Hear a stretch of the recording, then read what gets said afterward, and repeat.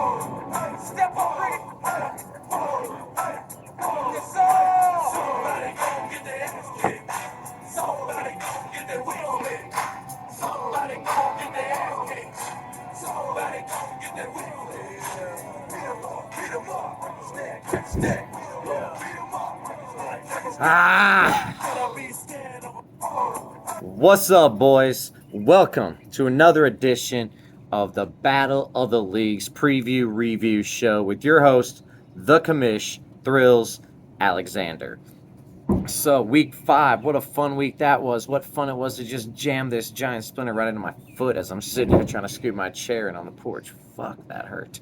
Anyways, week 4, wow, what a action-packed week. All up until the very final game on Sunday. Some matchups were still in the progress of being decided one way or another. But week 4, a couple things. We can say bye-bye week 4. Bye-bye to the undefeated. Cease and desist was our last one standing, and unfortunately, down by the wayside. Sadly, though, we can still say hello to the totally defeated, as BJG is the only team sitting at 0-4. So close, yet so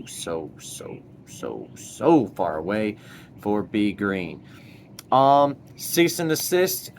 The only thing I can say is you must have got put in the doghouse last week right there, because, Sav Dog off constantly. Took it to you right there. Last thing I gotta say, I don't know if you guys have looked at this, league, divisions, but the Heaters League, man, you talk about some even-keeled boys right there. Almost all the league is 2-2. All their division, rather, 2-2. You look up north at the BFFL, one team sits at 500. Everybody else is scattered about. So, just some things, early season observations from the two eyes of your commish. Enough talk about last week. Let's talk about this week. With our first matchup of the week, we have two snaps and a twist versus the Springfield Isotopes. Well, Anthony, welcome back. Offense came back. Pitching really won last week for you. I don't know how many weeks you're going to be able to count on Justin Verlander. Go 4 1/3, but strike out just about, 9 batters or some craziness? 7 batters? I don't know. He had 14.8 K per 9, so let's go with 7. Needless to say, you can count on Tyler Glasdaddy having that DTD designation next to his name. It said it was only for, cramping or something like that, but knowing the Glass Man, he probably somehow cramped his, shoulder, but, tore a ligament in his knee, and he'll be out 60 days. So, you know how Glasdaddy's body works right there. But I got to say, welcome back, and I got to say, number 1 in the standings again for the, might be the second time this season. Maybe I'm mistaken there, but I know he finished football season number 1. Let's go ahead and take this man down a couple rungs, folks, because he does not need to be at number 1. Going up against the Isotopes right there. Woo! When I looked and was writing down my records, I was like, Isotopes, got to be like 1-3, I think, right? No! Somehow 2-2. I literally can't wrap my mind around how they are 2-2 right there. Bryce has been shitty. J-Rod's been shitty. The rest of his team is really just dudes from, the local baseball fields and adult league softball games. We've already ran down a staff enough to talk about that for days and weeks and write a whole Stephen King novel about. A normal, just a regular-ass week last week beats Cody Nobles. I gotta say, rather, Cody Nobles probably spanks you on a regular week. You picked up a dub, so I wouldn't be talking about Cody Nobles here. I'd be talking about you. So, a regular week from Cody, you're probably getting blown out, but somehow Cody had a shit week, so you're sitting at 500 right now, Isotopes. It's just something I can't fathom. I don't like much on your squad at all. That's why I'm going 2 and to pick up the dub this week, to go to 4-1 for Big Ant right there. All right, so going from a team that's close to the top to a team that, I'm raving on Anthony right now, but there's another team hotter than Anthony. There's another team.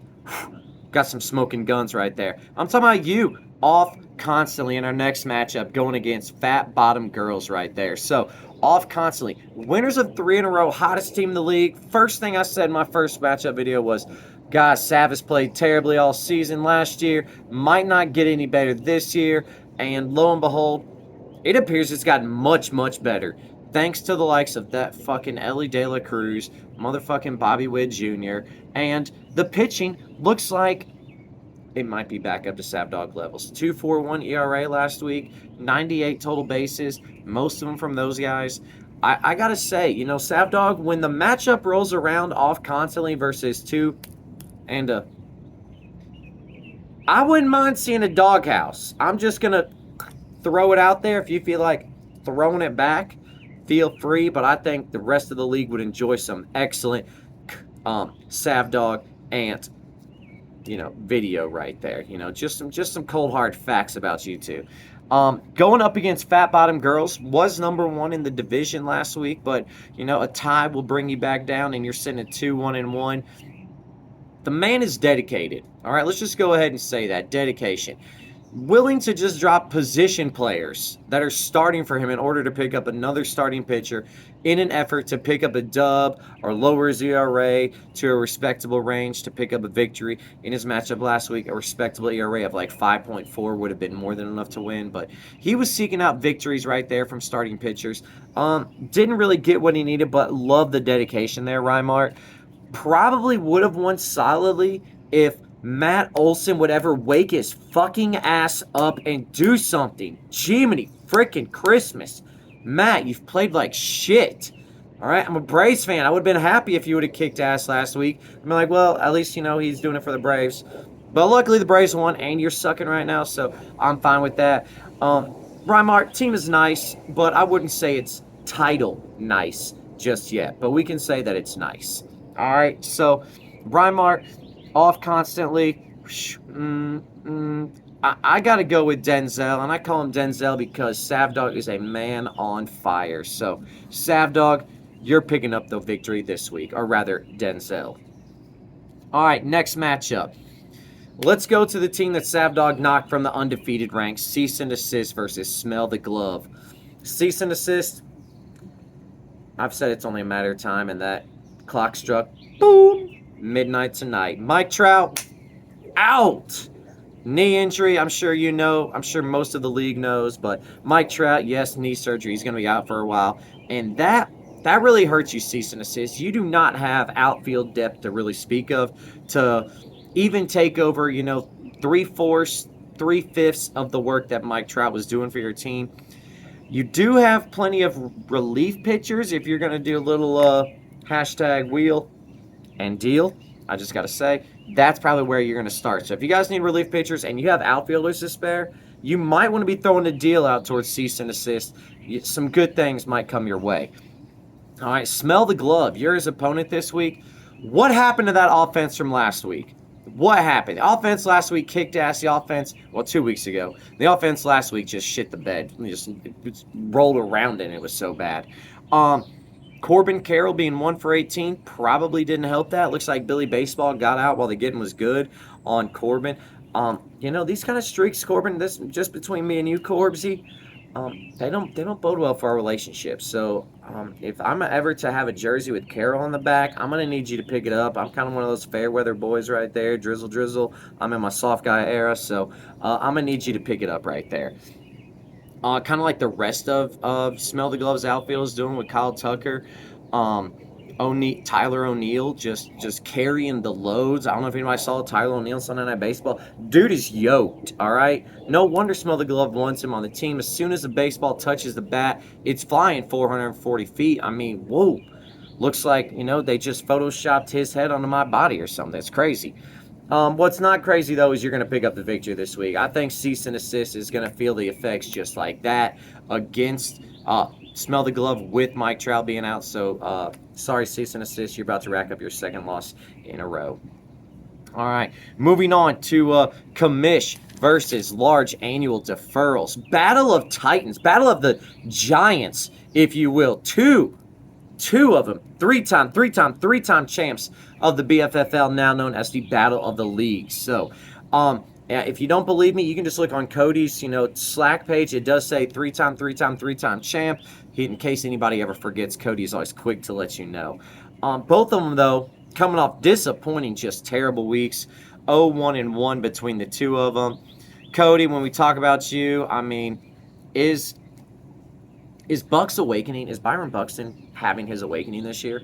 Because he has played, I hope everybody's sitting down when they hear this, 10 straight games. Byron Buxton has played 10 straight games. Some of those weren't even as DH. He had to run around the outfield without pulling a hamstring or dislocating a kneecap or something. So he's batting 300, he's hitting dingers, and he's only striking out like 30% of the time. That's pretty damn good for him.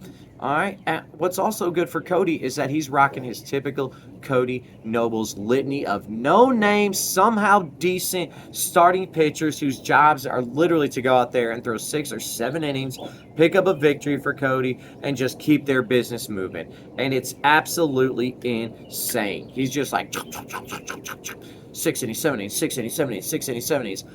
The commission can barely get to 45 in the first place. Cody Nobles has 45 by Wednesday. Code, 3 of your best players are in major slumps right now, and Ronald and Vladdy and Nolan. If I could just request that they keep it up for about 5 to 6 more days, that would be awesome. So just have a team meeting, let them know, hey, Sunday if they want to start kicking dicks, that's fine. But if they want to wait till then, that would just be fantastic. All right, because the team you're playing, the commission, really needs it. Mediocre offense at best. Jordan Alvarez not been what he's advertised as. Already shipped out Corey Seager, Vladimir Guerrero. Brought in Fred Freeman right there. That might help out. Maybe the addition of Bo Bichette this week will help out. But unless any of them are standing 60 feet from the plate throwing the baseballs, it won't fucking matter. 7.33 ERA, 1.65 whip last week for this team. Those might be the worst line of pitching stats you see all season. Just digest that. The man had to throw 45 innings to at least get anything counted. And in those 49, 48, 45.3, or I guess 40, that would be, 40, whatever.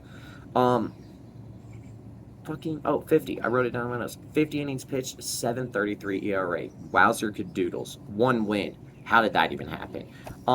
What probably will happen this week is his pitching will be great, his offense will shit, and he'll tie. But I'm going to pick up. I'm predicting the commission beats large annual deferrals. All right, we got 3 matchups to go.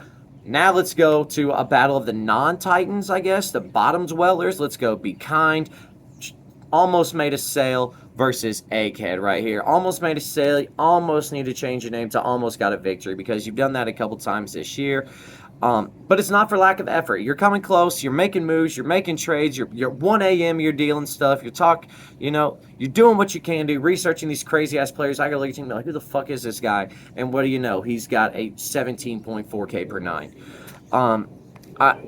A victory will come eventually. I don't know what else to tell you. I just hope, pray, rub Buddha's belly when you go to an Asian restaurant. Have Girona blow on some dice for you and then roll those. Maybe just on Sundays, just start saying, Buffalo! Maybe something like that will help you out. I don't know. What could help you out, though, is playing Egghead, one of the other dredges of the league here at 1-3. But I do need to say welcome. Give yourself a little pat on the back. Welcome to the Victors Club, the Winner's Circle. Glad to have you. 100 total bases, a 300 average, and a 900 OPS. That's going to invite you back repeatedly to the Winner's Circle. And it's probably going to be pretty hard to actually go to the Loser's Lounge with those kind of numbers. It'll also help if Alec Bohm continues to get a half season's worth of total bases and home runs in a 7-day span. I don't know how many more weeks where you're going to see him get 28 total bases. It's more likely he's going to get 8 total bases than 28 in the next few weeks. But, hey, enjoy it while you can because it was real important. My dogs say hi to everybody out there at home. Also let me know they need in the house. So we're going to go to a quick commercial break.